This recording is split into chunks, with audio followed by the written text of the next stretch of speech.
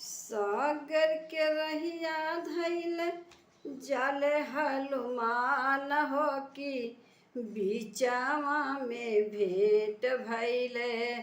सागर के रहिया धैले जाले हनुमान हो कि बीचावा में भेंट भैले। सूरज भगवान हो कि बीचवा में भेंट भैले। सागर के रहिया धैले जाले हनुमान हो कि बीचवा में भेंट भैले। सूरज भगवान हो कि बीचवा में भेंट भैले।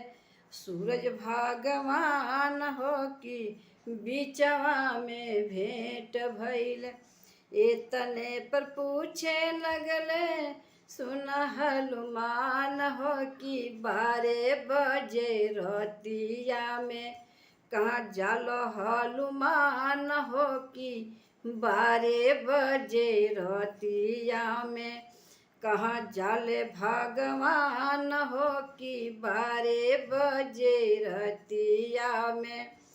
यही पर बोल दियले सूरज भगवान हो कि लक्ष्मण के लागल बाड़े सकतीय बाण हो कि लक्ष्मण के लागल बाड़े सकतीय बाण हो कि लक्ष्मण के लागल बाड़े।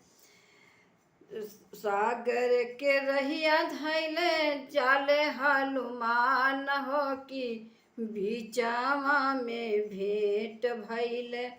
सूरज भगवान हो कि बीचवा में भेंट भैले।